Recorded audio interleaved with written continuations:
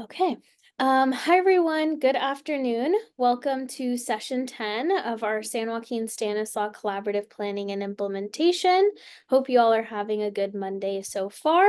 This is just a quick reminder that this meeting is recorded, and the recording will be available on our YouTube channel if you need to view it at a later point. Next slide. Okay, so we'll get started with some welcome and level setting. Just a few housekeeping reminders. If you haven't already, please update your name on Zoom and include the name of your organization. It's always helpful for folks.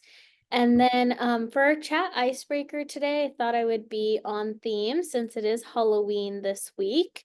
If you all could share in the chat what your favorite Halloween costume has been. Maybe this will also give some of us ideas if we're looking for a last minute costume.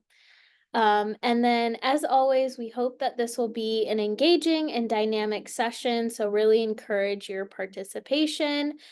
Feel free to use the chat and hand raise function as you have questions or want to share feedback. I'm already seeing some folks share their costumes.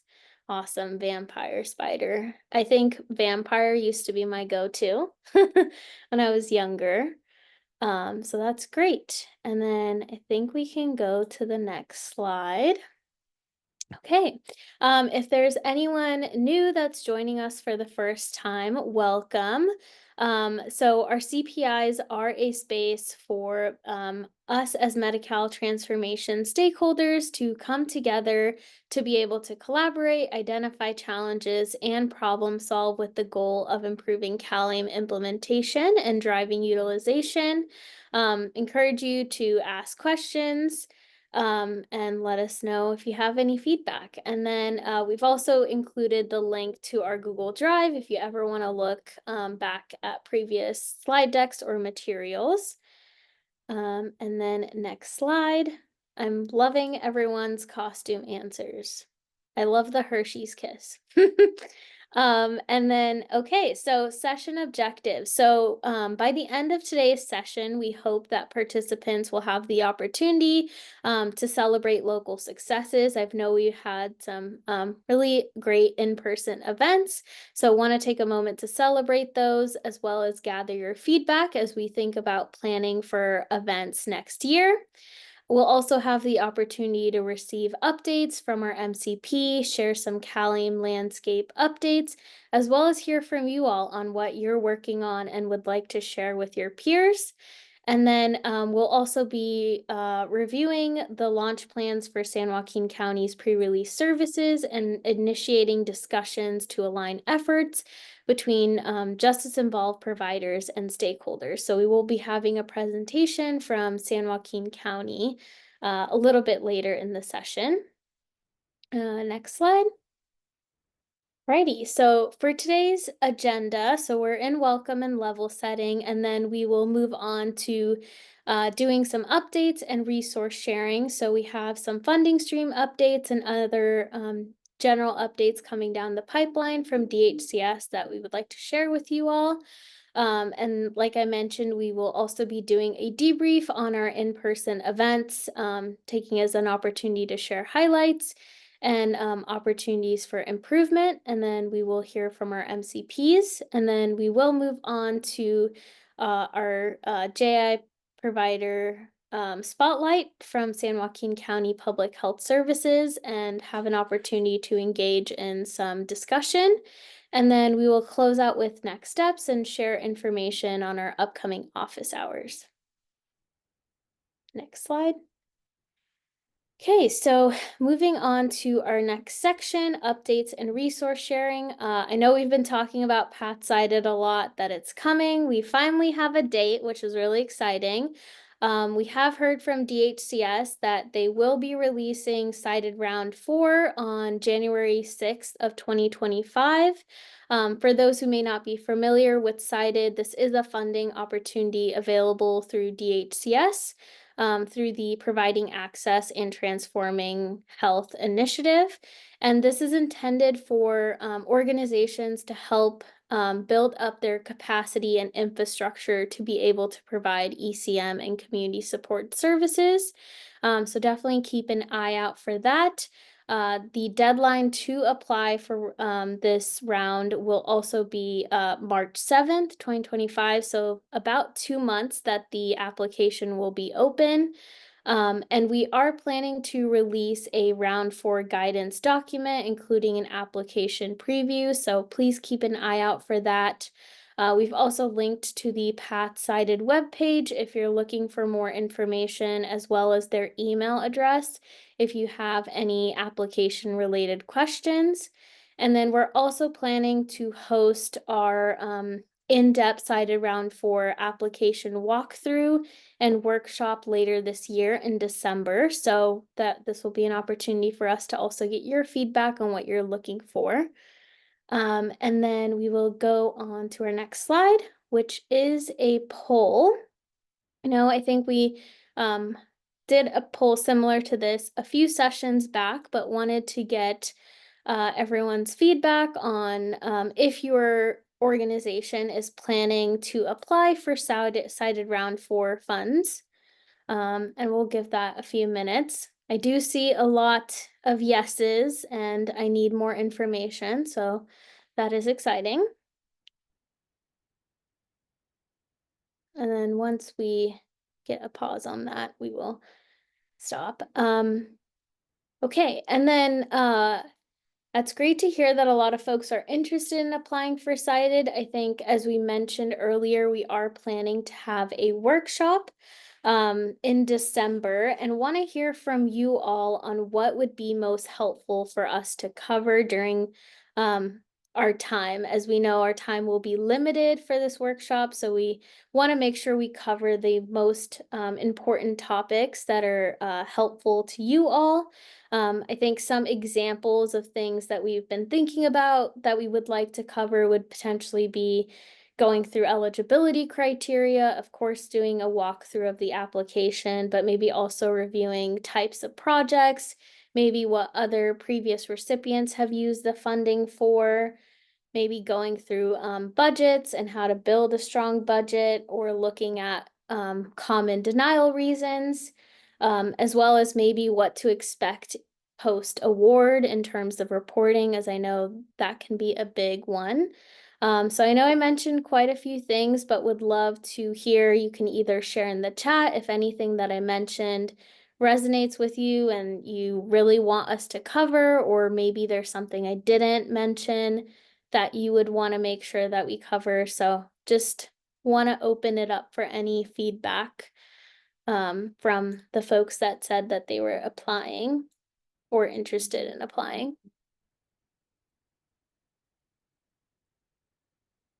Now we got 24 yeses, so I know you all are out there.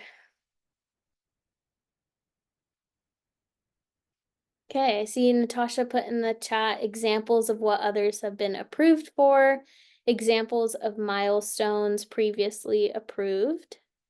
Any other thoughts? Can I ask a really quick question? Is there anybody on the call that has been funded for cited and would be open to sharing their application and or milestones? Maybe we can connect with you. I see some people went on camera.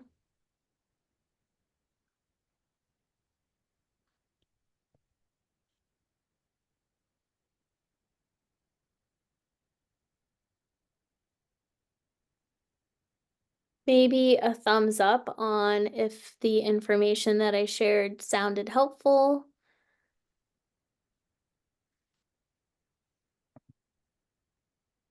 Okay. Got one thumbs up, so I'll take that as a win. Okay, well, if other thoughts do come up, you're welcome to send us an email. And then I do see, Bob, you left a question about Cited. So Cited is a funding opportunity available through DHCS, and they've released, I think, 3 rounds prior to this. I think one of them had 2 parts.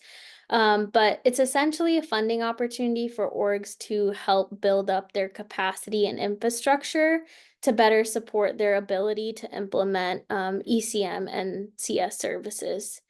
And if any of my co-facilitators want to add on to that, welcome that as well. Just to add, so this is the last round of funding that will be available. It is really great to utilize it. You do have to be a contracted ECM or CS provider within the region to access this funding. And so if you are, would really encourage you guys to try to get this funding and also join the workshopping session that we have slated for December. And I think I saw maybe Gretchen and John also nodding their heads if they want to share anything else. Yeah, I'll share that you can also have an attestation from a health plan that states that you are in the process of contracting with them, and you can be able to send that with your application for PATH funding. PATH funding can be used for salaries for staff, for EHR system if you're looking to get into an electronic health record system to document your communication with your clients, for vehicles, for administrative cost. You can use a whole lot of those fundings for anything to help you start up your ECM, CS, or even to keep it ongoing. So there's lots of things you can do for PATH funding.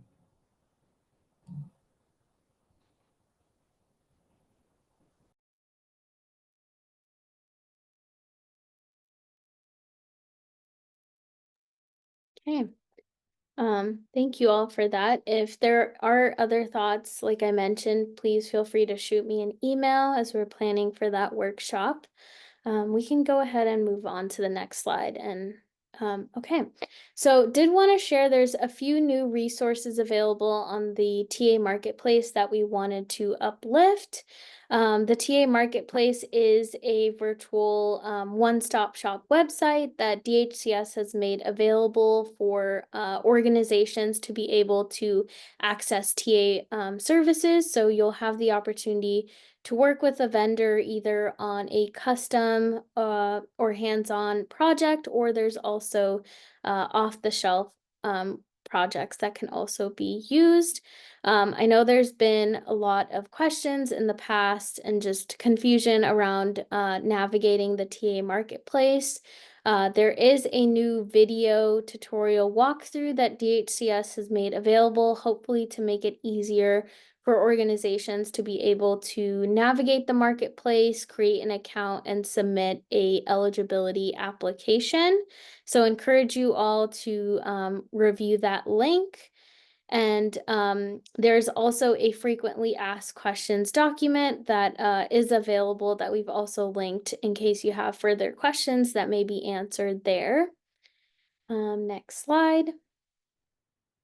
And then also wanted to share 2 resources that are available through Health Begins that have been created to support organizations that either are considering or maybe recently contracted with an MCP to provide community supports or enhanced care management services.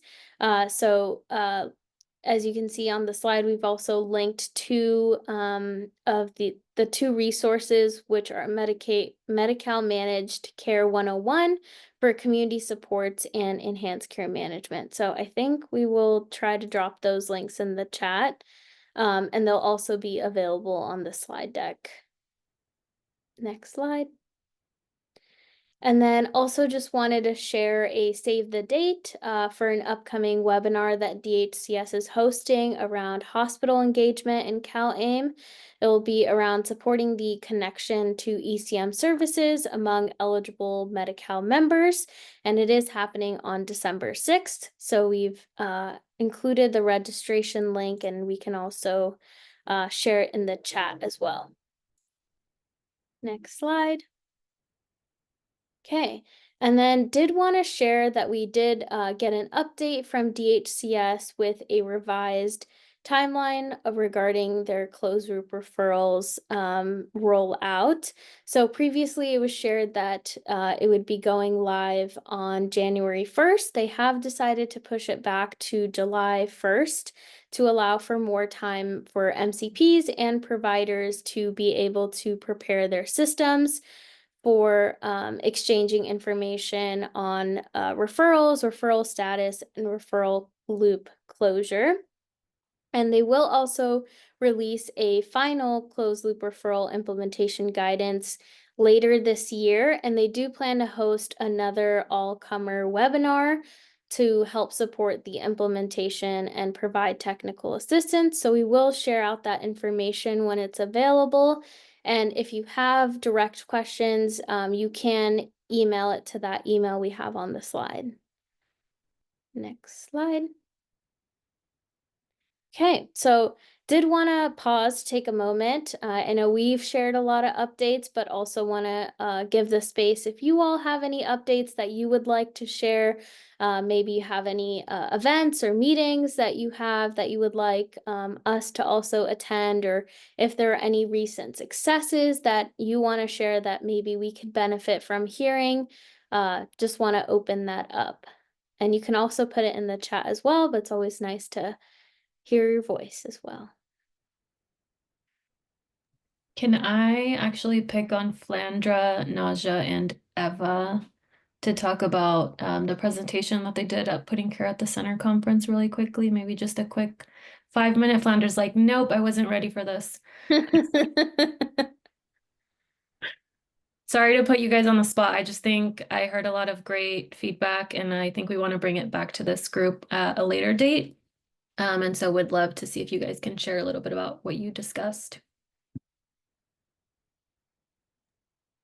Yeah, definitely. I'm happy to jump in. I can start us off, and then if Flandra and Naja want to go ahead and share a little bit more about their roles. But we were given the opportunity to present in a panel format at the Putting Care at the Center conference put on by the Camden Coalition in Pittsburgh. And basically, we kind of, our goal was to show all of the different levels of the ecosystem of care. We had a beneficiary join us, Starletta, to talk about her experience as a Black mom who was diagnosed with some medical difficulties during her pregnancy and experienced some housing insecurity and other challenges. And so we had her talk about her experience. We had Flandra talk about from the CBO perspective, connecting her with a community health worker, all of the great work that they do. Naja talked about the kind of health perspective and what it really takes to coordinate care at that level. And then we also had Alexis Taylor from Transform Health join us to talk about the Medicaid landscape and sort of the shift to value-based care and looking at sort of a value on investment rather than thinking about healthcare purely from a VOI fee-for-service lens. So that was sort of the general but I'll let Flandra and Naja add a little bit too. And then if Melissa or Navneet, you have anything to add or anything that you think is important for this group to focus on, feel free to chime in.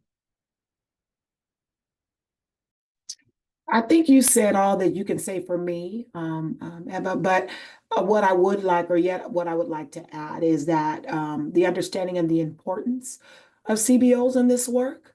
Yeah, I just think that, you know, again, as we are making the connections and we are utilizing the CHW work and the enhanced care process, it just kind of helps us understand, you know, where we are as a CBO and the work that we can do even that much more greater. So again, I think that you've said, you know, pretty much have spoken on my behalf as to what we did. So I'd pass it to Naja and or Navneet or anyone else that may have something to say. Thank you, Philandra. Yeah, this workshop was amazing.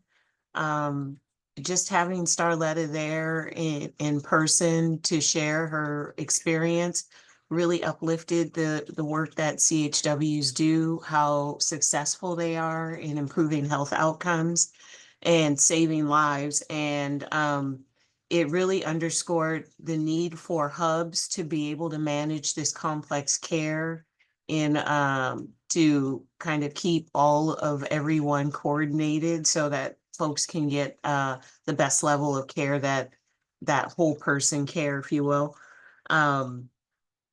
It was amazing. Pittsburgh is beautiful too, especially at night. I just have to throw that out there. But we just had an amazing time getting to share about all the work that's going on here that many of you have been a part of as far as making hubs successful and really, bringing CHWs to the forefront. So thank you, and thanks for listening.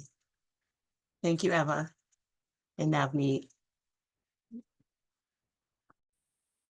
Yeah, y'all did great, and uplifting it, but just super important and impactful. And I think it's really helpful to kind of take a step back and really reflect on the work, and having Starletta there really kind of, put it front and center. And it was just really glad I was able to attend, and hope we can also bring this to the CPI as well.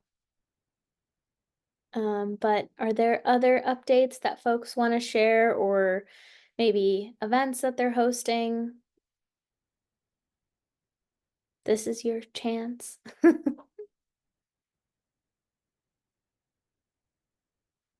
Okay. If not, I think we can go to the next slide. Okay, so I'm going to pass it to John to just facilitate a quick debrief on our recent in-person events. So I'll pass it to John. Yeah, so good afternoon, everybody. I definitely want to talk to you in regards to our in-person event that we had. As you can see, there's some lovely pictures. It was a full house there. I think the feedback that we got from a great deal of the attendees there were the networking that took place. As you can see, people had a great opportunity to talk amongst each others about their successes. We also had breakout groups to talk about the challenges in regards to applying to become an ECM and CS provider. There were also other discussions in regards to the authorization process, any challenges and successes with the billing and the documentation of connecting with clients. Like I said, the feedback was that the opportunity to be able to bring forward questions in regards to any type of challenges that people are having. And then the other side of the coin was people actually had the opportunity to talk to people that were being successful about ways they were connecting with the community and how they were collaborating with each other to make things happen in regards to ECM and CS. So that's always a plus when we come together in these in-person meetings. And then below, as you can see, we also had the health fair that was just this past weekend on October 26th, the binational event, which San Joaquin General Hospital, San Joaquin Health Centers, and Health Begins were a part of.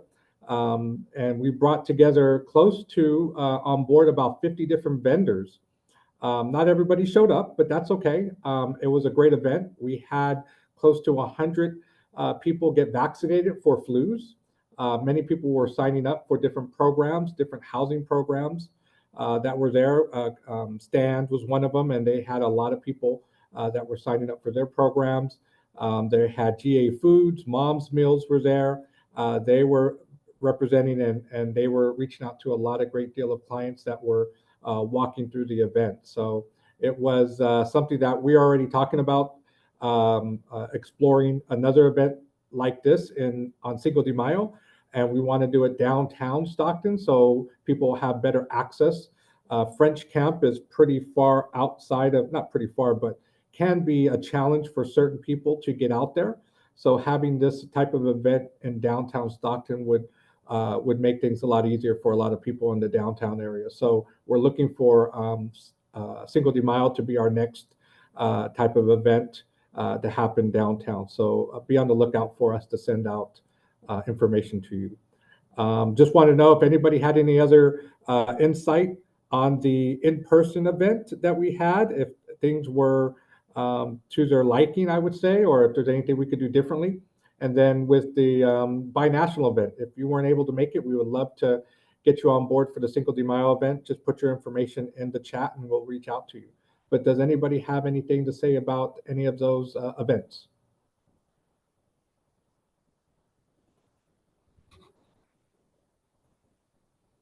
Yeah, John, it's Janet with GA Foods. So definitely was a successful event overall. And to your point, being able to not only network, but really putting a face to the names was very, very important. And then just really being there to help answer questions and also, how to navigate where folks might need outside of, let's say, meals or other social needs and whatnot. I mean, there's a plethora of information that day, and I think it was just super welcoming and at the same time a huge success. So really, really glad that GA Food was there to be part of this important community event. So thank you. Looking forward to the next one. John, Thank you, I'll Janet. also add something that we were doing kind of as collaborative facilitators for this event last weekend was we actually were telling people about ECM and CS services, so actually sharing that with the community. We had created a document with all of the different providers or contracted providers within San Joaquin and Stanislaus region and actually handed that out to a lot of community members. And so told them to kind of head your guys' way, connect with you. If you're on that list, I think a lot of you are on that list. You may be getting some calls as a result of this event, and people even asking like, what is ECM and CS? I think that, we do a really great job about talking about our services in general, but could do so much better about talking about ECM and CS specifically. And so we were trying to just get the ball rolling with that and got a lot of really great feedback. We had a lot of Latino individuals in the area that were unaware of ECM and CS services and were really interested. And I heard a couple of stories from people that were like, oh, I think I need these services, but would like to learn more. And so there were some opportunities where we were able to direct individuals to different booths as possible. So just wanted to kind of highlight that piece, that a lot of this information around ECM and CS did go directly to the community members, and it wasn't just, the way that we do it here where we're sharing information to the collaborative participants.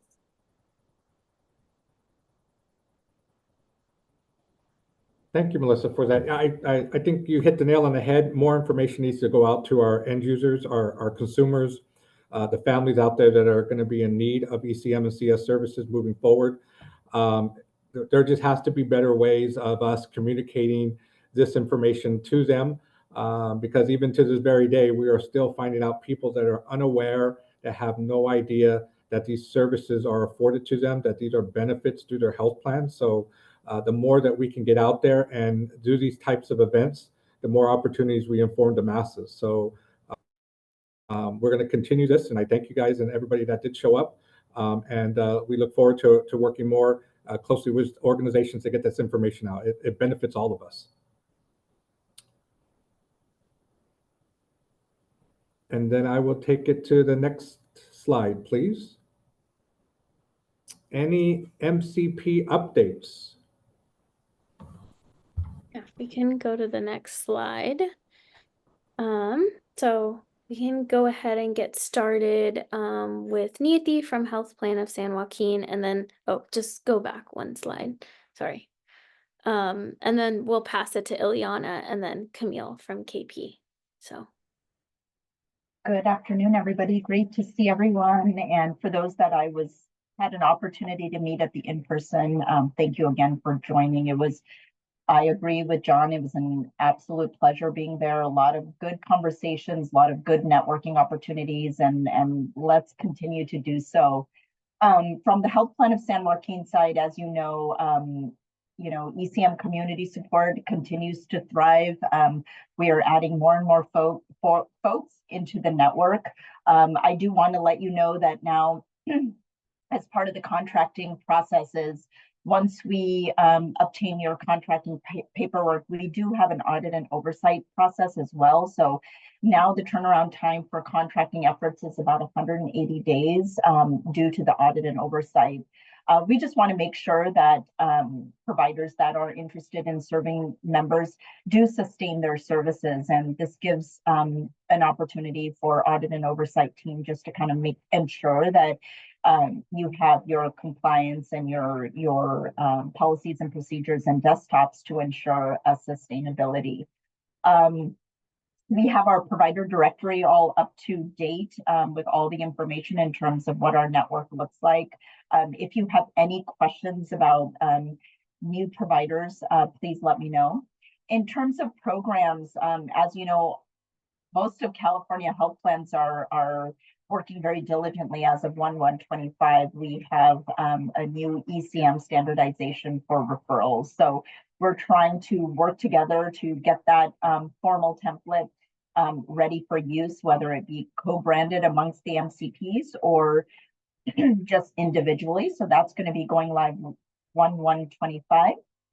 More information on presumptive authorization will also be shared between the MCPs. I'm just speaking on behalf of Health Plan of San Joaquin. So once we kind of figure out that programmatic decision, we'll be sharing that. Community health workers, as you know, that we have a lot of providers that do have CHWs within their network. So we want to encourage that increase in utilization. In order to be a community health worker, you need to be attested for. Again, I'm just speaking for Health Plan of San Joaquin processes. So if you are a contracted supervising provider or supervising organization and you have community health workers, there's an attestation process that you go through. It's pretty simple. It's a couple pages long and very easy, and you submit, and then they'll get attested for to ensure that they have the training and the work experience, and then they could start providing services.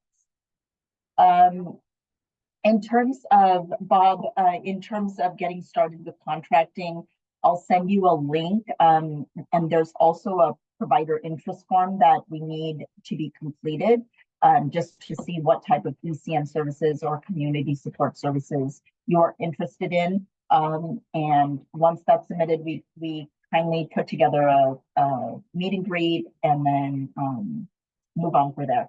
We want to make sure that folks that we meet with prior to have their MPI, if needed, Medi-Cal enrollment. As you know, CBOs now have a pathway in the PAVE system. So for those that want their Medi-Cal enrollment as a CBO, please start enrolling into Medi-Cal. I think it just will create so many open doors for you. What else? Any other questions for Health Plan of San Joaquin?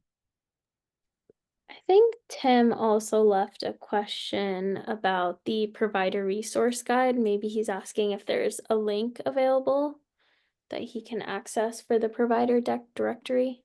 Is this for the provider directory, Tim, or I'm trying to,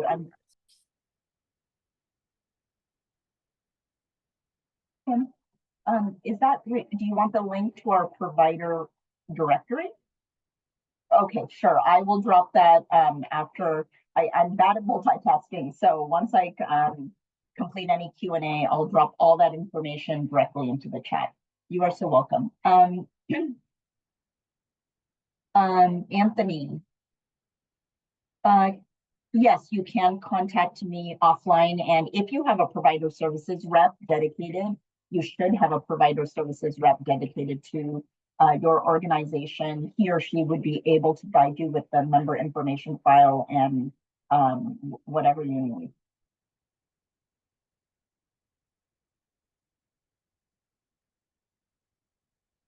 Okay, and if you have any questions, I dropped my email. I want to be considerate to my partnering MCPs for any updates.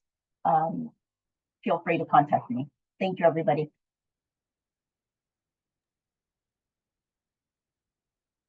Great, we can pass it to Ileana from HealthNet. Thank you. Hi, everyone. Good afternoon. My name is Eliana Argueta, and I'm one of the regional program managers here at HealthNet. Thank you, Nayeli, for touching on the ECM referral form. As mentioned, we are actively working in collaboration with the MCPs to determine if we're able to have one co-branded form to really support with the facilitation of referrals into the ECM network or ECM services in general. So more to come on updates on that. I did want to share that we have a few trainings coming up as we're touching on CHW services. We actually have a upskill with CHW benefit training coming up on October 30th, November 6th, November 13th, November 20th, December 4th, and December 11th. And of course, I will share this information after the call. There is a registration deadline of today, October 28th. And so this is an opportunity to really upskill your skills as you are providing CHW services. It will provide a comprehensive overview of Medi-Cal CHW services benefit and the program overviews, as well as sessions. The sessions will offer practical insights and hands-on exercises to support those providers who are interested in becoming CHW providers. After the call, I can also share the flyers and share information where you can find our provider interest form if you want to become one of our CHW providers. We also have an additional training coming up for those providers who are interested in brushing up their skills or just learning more about street medicine services. So we have a 3-day training coming up November 12th to the 14th. This is going to be hosted in French Camp. Is a 3-day CME accredited course designed to really teach the foundations of delivering primary care services to those experiencing homelessness or those members who are unsheltered. And really, we want to invite everyone to attend, clinicians, non-clinicians, peers, administrators. I will be at the 1 or the 2 days of the training, and really with an opportunity to get more insights as to how can we serve our members who are experiencing homelessness. And so please, if you're interested in attending, I will be sending the information after the call as well. This is a 3-day event, and you don't have to attend all 3 days. You can attend 1, 2, or 3 days. So I hope to see you there for an opportunity to check in. I know there's a question in regards to provider directory, and I can also share that with you after the call. There has been no major changes to our provider directory, at least at HealthNet, but we will share that information, which allows you to see the contracted providers, the services that they offer in those point of contacts as well. Thank you so much for calling out the binational health events. I know that that was a lot of labor and a lot of love that was put into those events. So it sounds like everything went really well. HealthNet had the opportunity to participate in some of those events, and we're really excited to continue to see more events in San Joaquin as well. For the other in-person events, it's always great. I'm always happy to see our providers and get to know each other, and also to hear some of those challenges and also successes straight from the provider. So really looking forward to more in-person events coming up next year. And I think those are all my updates for today, unless anyone has any questions.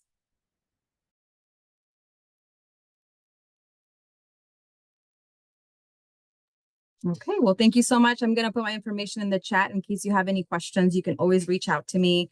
I think one more plug here is, as we continue to discuss the PATH cited, and I know, Melissa, you put that in the chat as a reminder that if you are an interested provider in applying for PATH cited and you are seeking contracting with HealthNet, let's start those conversations now. As it has been mentioned, it may be sometimes quite a laborious process. So let's start those conversations. Reach out to me. Let's schedule some time to discuss those services that you're interested in offering, and we can go from there. Thank you so much. Have a great day. Great.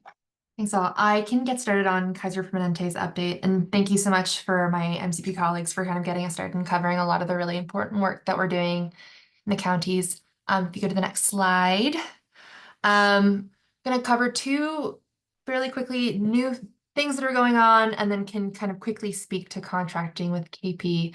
I spoke to this a little bit during the last in-person meeting, but currently Kaiser is promoting or kind of starting an ECM outreach campaign pilot. It's totally MCP agnostic. We're really trying to raise community awareness of ECM and drive ECM referrals across the county. We're leveraging a network of local influencers for targeted messaging through social media and other ways to communicate. The focus is on birth equity statewide, and we're really interested in learning from you all, like how are folks getting this information? How are folks learning about ECM, and how is this being communicated within your community? So if you go to the next slide, We have a couple of questions, and I'm going to drop a link in the chat. The goal is to kind of collect all this information this month, early next month, with a goal to launch in November.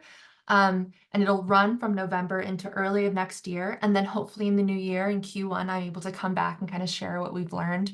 But we're really interested in hearing from you all. How is information regarding health-related benefits and services kind of going out to your members? What's the most effective? And then who do you see as local leaders and organizations working in birth equity in your communities? And also very happy to kind of schedule a one-on-one call if you have more to share. We're kind of scheduling 30-minute virtual calls to provide additional guidance around communication materials and such. And then if you go to the next slide, my other update is Kaiser is currently offering a free training for complex care. This is a complex care certificate that provides essential knowledge, skills, and attitudes required to provide complex care. It's totally free, and it's really a best-in-class training rooted in Camden Coalition's core competencies. It's 9 self-paced online courses. It includes 13 CEUs that kind of cover a number of different topics. It's self-paced, person-centered, collaborative, and accredited. And I can also drop the registration code and link in the chat as well. There are a limited number of spots. I don't think we're close to maxing out. If you sign up now, you can kind of use and begin this training whenever works best for you. And on the next slide, it kind of covers a couple of the different courses that are included as part of the training. So an introduction to complex health and social needs, trauma-informed complex care, motivational interviewing and complex care, all of that. We're super excited to be offering this. It's for contract providers, contracted providers. If you know folks within your organizations that might benefit and could use some extra CEUs, feel free to kind of register and sign up for it. And I think I'll close out, if you go to the next slide, just as a reminder, Kaiser has a no wrong door approach for community referrals. So we accept referrals from any source, member, provider, family, community organization. You can use Kaiser's form, you could use any form, honestly, and we'll accept it. You can look in the far kind of left column, and you can send the referral form to that email or call, and we'll be able to walk you through that referral process. And if you're interested in becoming a contract provider, I don't think I have a slide here, but it'll be included in kind of the materials that are followed up on. Kaiser's model is a little different. We contract with 3 network lead entities, NLEs. If you've heard that before, that's what it stands for. And these NLEs have helped us develop a network of community-based ECM, community supports, and CHW providers. So if your organization is interested in serving Kaiser Permanente members, you can reach out to one of the 3 NLEs. In Stanislaus and San Joaquin County, it's Independent Living Services and Full Circle Health Network that serve our populations in the region. So feel free to reach out to them, and they can kind of help you get started on that contracting process. And I think that is it for all of my kind of whirlwind updates. I'm going to drop my contact information in the chat. And if folks have any questions, feel free to reach out.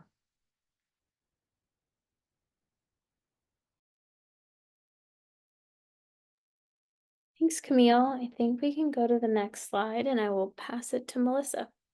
Thank you, Navneet. Just want to do a quick plug for our Contracting 101 guidance. We did drop that in the chat. I saw a lot of questions around contracting, and there's information that Eliana, Camille, and Nieti shared that's in there. And so it's all in one place. If you guys don't want to go navigate through multiple documents, you can kind of access it there. But moving on, so we are going to be doing a quick JI panel discussion. This will be kind of the rest of our session for today. And next slide, please. So just wanted to do kind of a quick recap on the CalAIM Justice Involved initiative. So pre-release services, which is what we're going to be focusing on today, aim to provide a targeted set of services for adults and youth incarcerated in state prisons, county jails, and youth correctional facilities. These services include enrolling individuals in Medi-Cal coverage and connecting them to behavioral health, social services, and other providers to support their re-entry. They are available up to 90 days prior to release. And so why am I talking about this? San Joaquin County Sheriff's Department is actually going to be launching their pre-release services this coming year. So in 2 short months, they are going to be launching this. And as they prepare for this, we did want to start having conversations about how the county is going to be handling pre-release and start to give you the tools and resources to be able to connect with them and set up some conversations around what the workflows will look like and kind of the design process for that will be. This is one of the first programs of its kind in the US, and I know a couple of other counties across the state have already launched, but it really is going to be an iterative and learning kind of focused process. So the purpose of today is for us to really hear from San Joaquin County to see kind of what their plans are. And I will say, from what I've heard, Natasha said, it's not all set in stone yet, but definitely want to start sharing some information back to everyone. So I'll go ahead and move us forward.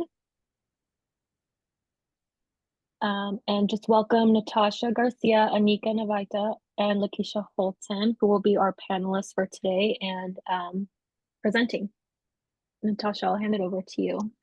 Sure. Well, good afternoon, everyone. As Melissa said, I have my colleagues Anika Navalta and Lakeisha Holton on the call as well to help me. So ladies, please jump in if I'm messing something up or missing something. And so should I just go ahead and like when I need the next slide, just let you know so you can, okay, great. So I am the program manager for whole person care here in San Joaquin County. And just to give a little bit more information, we have been working closely, our whole person care program, together with our correctional health services department and our behavioral health services, as well as the sheriff's office for about, I don't know, I'm probably about a year on this. Behavioral health and correctional health have been working on this process actually a little bit longer, but we've come together for about a year, and it might be actually a little bit longer to work on the process. As soon as we knew this was coming down the pike, we started working on it and putting a workflow together. And so we're just going to go through a few slides. We're going to give you kind of a high level overview. As mentioned, it's not all set in stone yet, but the process seems to be working and we are finding successes. And so that's really great. So go ahead, next slide. Next slide. So this is just an overview of what I'll be going over, which is just basically our team composition and referral process, eligibility criteria, services and care plan goals, connecting to community-based organizations, Medi-Cal enrollment and managed care plans, and ensuring continuity of care and support post-incarceration. I know there's been conversations about the 2 paths, which are kind of like the embedded and like non, and I'm forgetting what terminology is used, but ours is kind of a hybrid. So we have folks who are embedded, which are the social workers and so on that are part of the sheriff's department, as well as the correctional health team. And then we have staff from behavioral health and whole person care that go in, but then we also continue the work post release. So it's kind of hybrid, but go ahead, next slide. So our team composition at this point is really made up of, and I will say that when we put this together, it is pretty focused on our whole person care program, but I will be sharing what I know of the broader program. And then I will ask Lakeisha, as the director of correctional health, to jump in with anything that I'm missing from that end. But the team composition in whole person care includes currently 1 mental health specialist, which is Anika's position. And we are in the process of hiring a 2nd mental health specialist, as well as a behavioral health outreach worker who will work similar to what a CHOW would do. So really providing supportive work, more of the transportation, et cetera. Behavioral health has staff that is also made up of mental health specialists as well as other staff members within the behavioral health system here within the county. And then correctional health. Lakeisha, do you want to jump in on the staff that you may have that participate in this? Maybe you might be muted or you've left the building. I'm going to assume that she has clinicians and some other folks that would be correctional health staff, and then that would also help to provide the supportive services while the person is incarcerated, as well as social workers that are part of the sheriff's office. And so they go out, they engage folks. If they identify someone as releasing into homelessness at any point, then there's a referral that is made. And so that kind of leads us to the other part of this slide for the referral process. So what happens is from the moment someone is booked in, there are assessments that are completed. And if it is identified that the individual will be releasing into homelessness, they're kind of flagged, and a referral is made. Well, it's flagged in the system, and depending on their other needs, it might go to correctional health, it might not. But then depending on their path within the time they're incarcerated, a social worker may work with them, and then at the 90-day pre-release, make the referral to either behavioral health services or whole person care, depending on what their primary needs are. Same thing with correctional health, depending what their needs are while they're incarcerated. If they're involved, they will also make a determination and make the referral over to either behavioral health or whole person care. What happens then is at about a 30 to 60 day pre-release of expected release, I guess I should say, there is an initial visit that's conducted, and that could be by behavioral health staff, or that could be by Anika at this point, and then the other staff once we get them on board. We complete an assessment, and we try to identify what services are needed. If we, for example, get the referral, but once we go out and we assess the individual, if we identify that really it's more of a behavioral health client, we will reach out to our behavioral health partners and let them know the referral is really better suited for them, and vice versa. So we're really working as a close unit to try to make sure that the individual is getting assigned to the most appropriate team for once they release.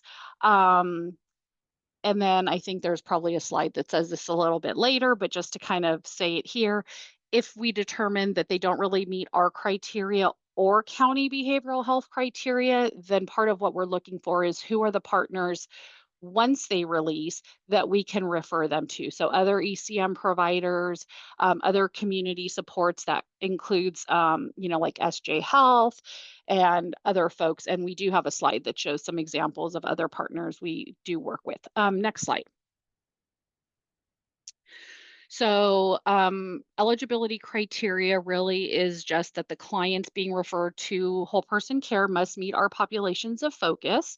And those include those who are experiencing homelessness with a severe mental illness and/or substance use disorder, those who have other complex issues, and those who have been incarcerated. So pretty much everybody that's referred to us from the justice involved system are going to meet our criteria. So we don't have too much issue there. And you can see there, it kind of explains that a little bit more.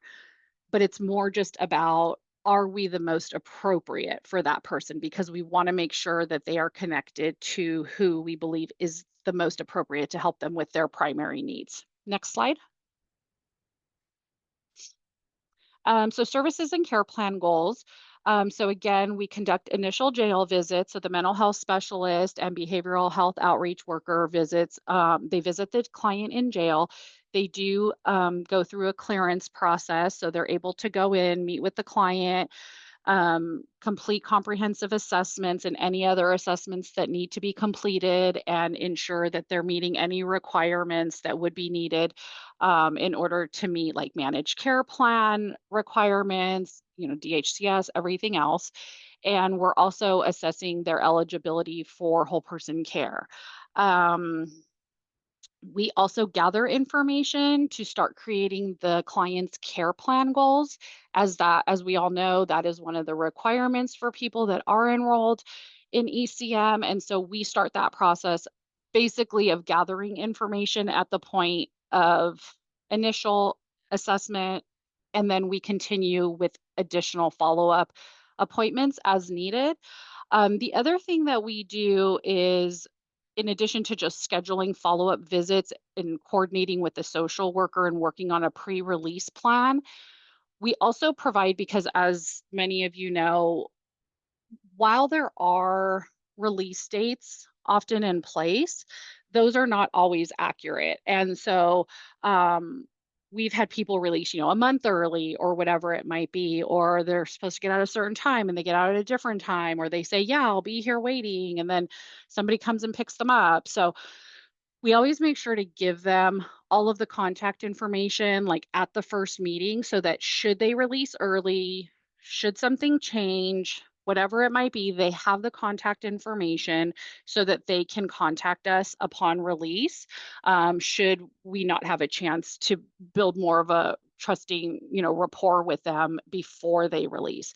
And also, I believe, and Anika, you can verify this, I believe that the social workers also put it as part of their package for the individual before they release. So we try to give them the information in multiple ways so that they can reach out to us should we not be able to engage with them prior to release. Is that right, Anika?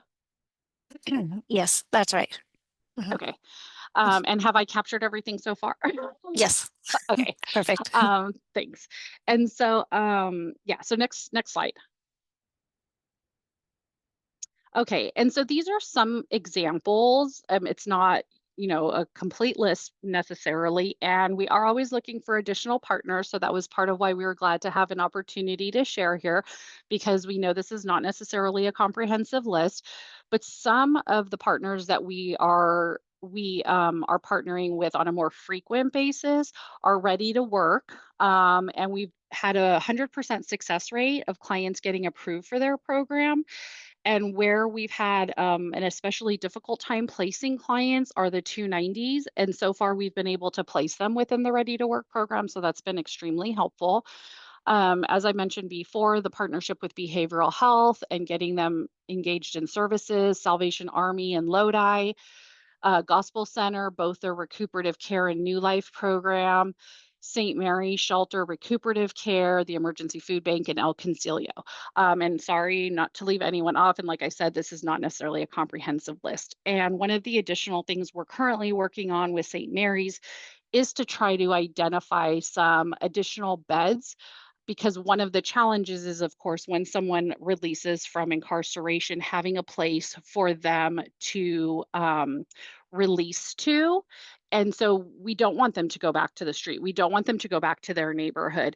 And so, like necessarily and get re-involved in maybe what they were before. So we're working with St. Mary's through their transition that they're going through to try to identify some beds that we can have available to have the folks that are being released from incarceration go straight to. And I saw that there was a question about recuperative care in Lodi, but it's a rehabilitation center. And Anika, maybe you can speak just a little bit more to that. So the Salvation Army in Lodi is a rehabilitation center. So those that are looking for a drug program, we can help them get into those programs there in Lodi and Stockton.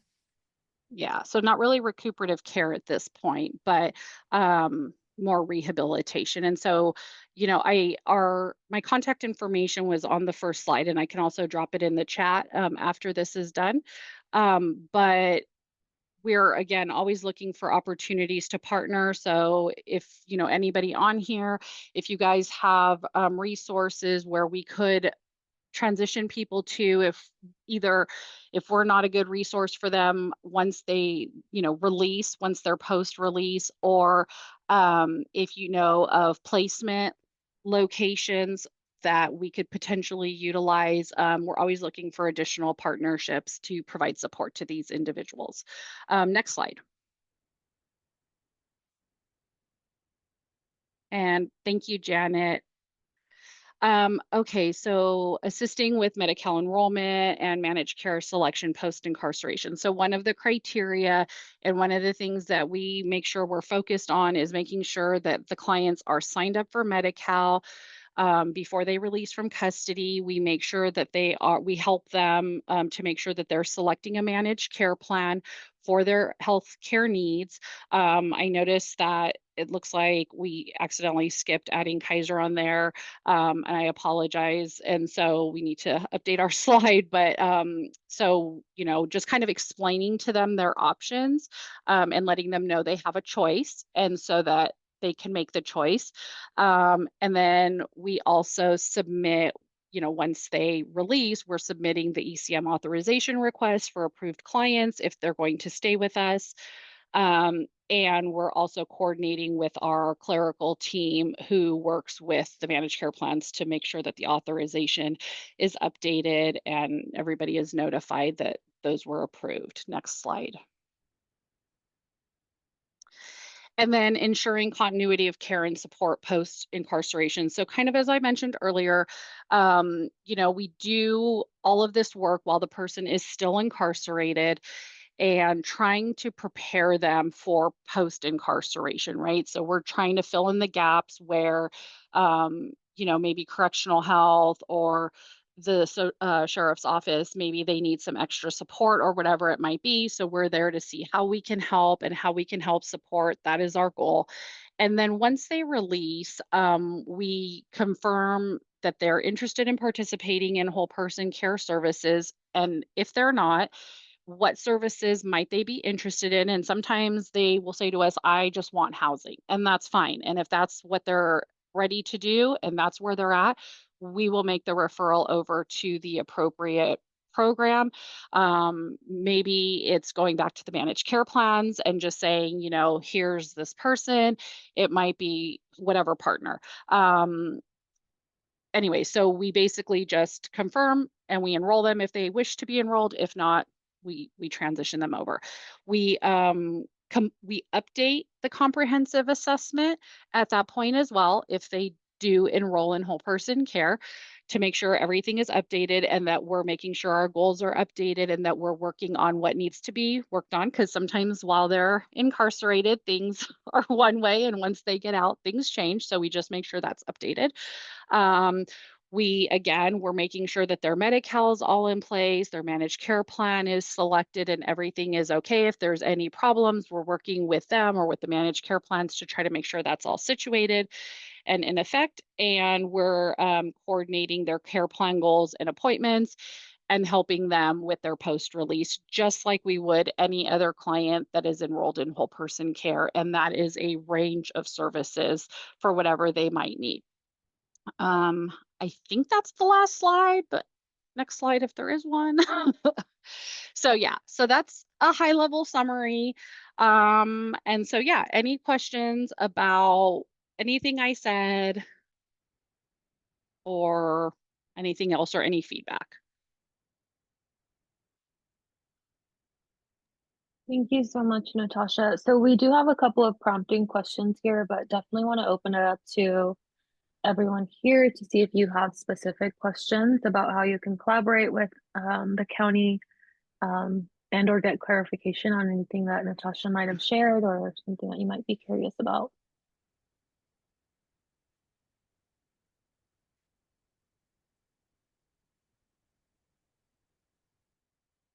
Well, either I did a fabulous job or everyone's on mute and not unmuting, or you're all sleeping, whatever. I did put my email in the chat, so if you think of any questions, feel free to send me an email, and we'd be happy to chat more or to meet or whatever it might be. Are there I think you did a wonderful job, Natasha. And when you guys have the opportunity to collaborate with other agencies, we would like to be on board with that. Yes, absolutely. You'll be the first person I reach out to. Thank you. For those that don't know, John and I are actually co-located here in Lathrop and collaborate on a regular basis. So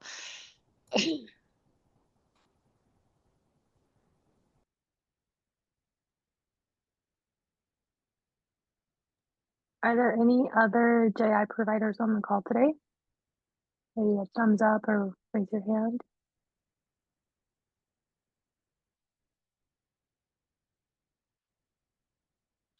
Wow, this is a quiet group today. Everyone's feeling the Monday blues, huh?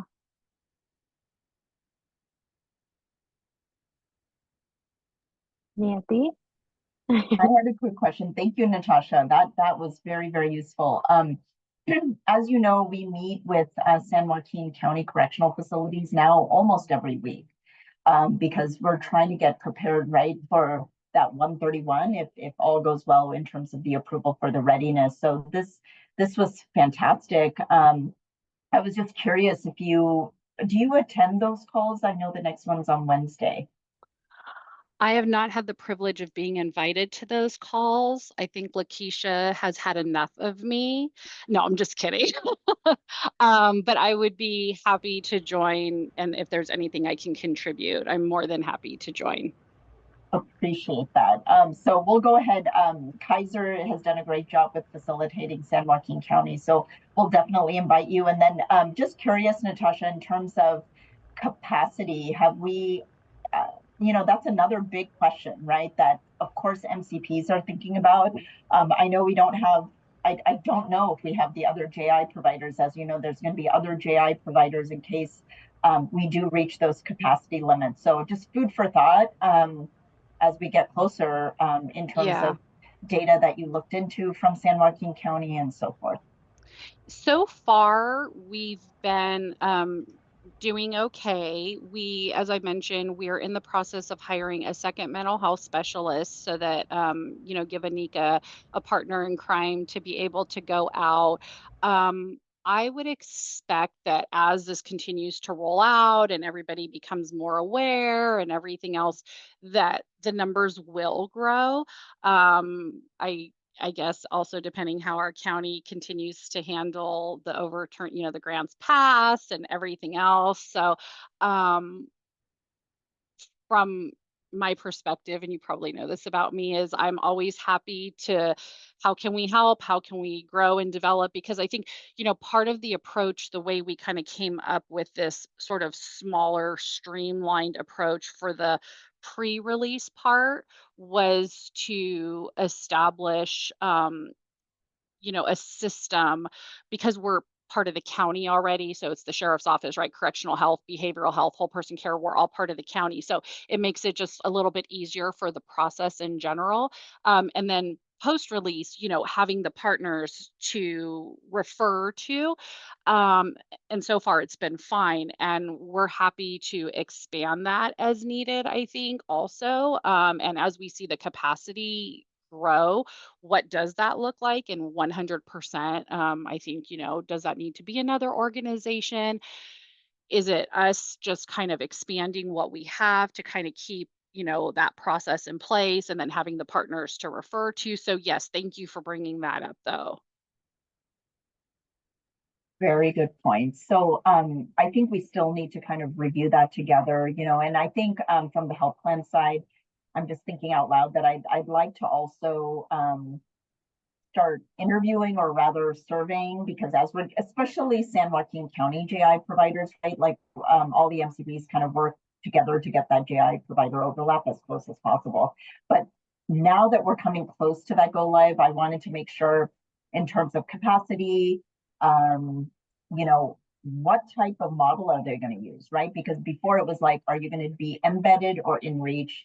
Now there's a hybrid option.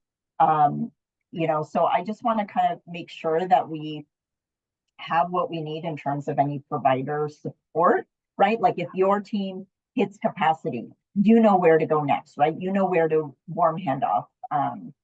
to another JI provider that has experience. So just food for thought, but I appreciate it. And Absolutely. hopefully we'll see you Wednesday. Thank you. I thought I saw Eliana's hand, but then maybe she changed her mind. I think I did change my mind only because Nayeli and I are usually pretty in sync. And I think she was asking the same questions that I had in regards to capacity, but I think that serves a conversation in a different forum. I did want to share that in the chat for the rest of the team that's on the call, I did share the CalAIM JI policy and operations guide, which just kind of gives you an oversight or some additional context around the policies and operation guidance from DHCS that has come to the managed care provider or managed care plans.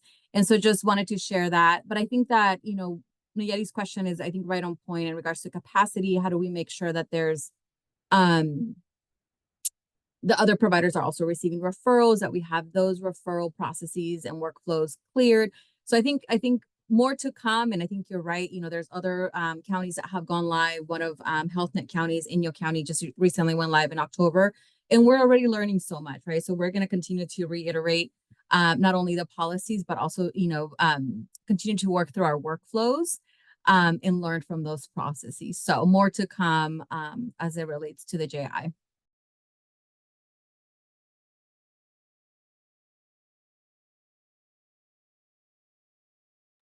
Are there any other questions?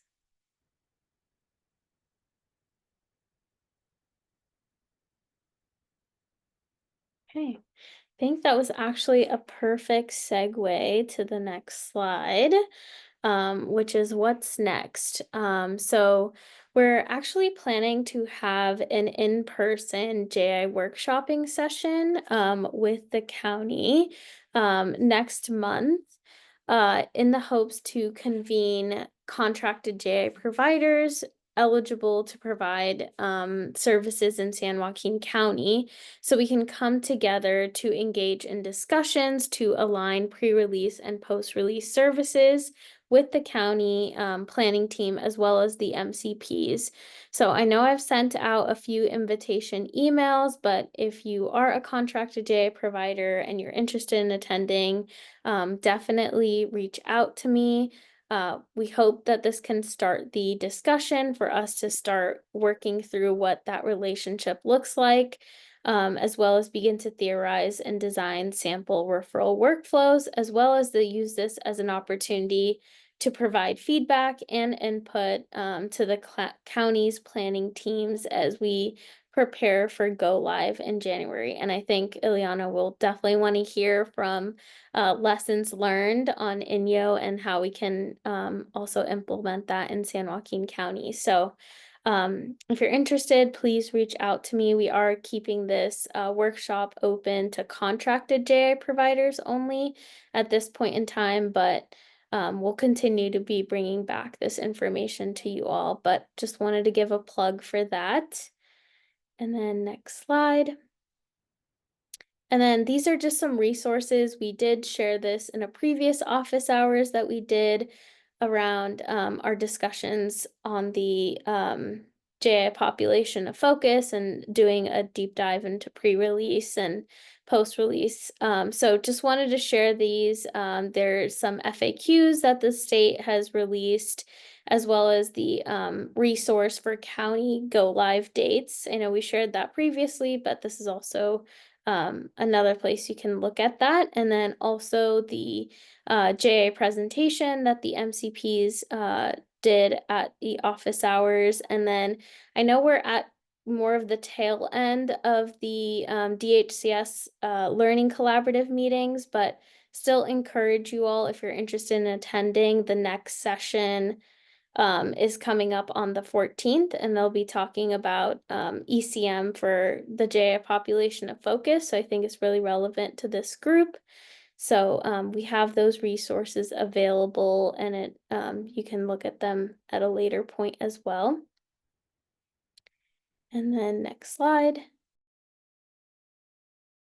Alrighty, so moving on to next steps.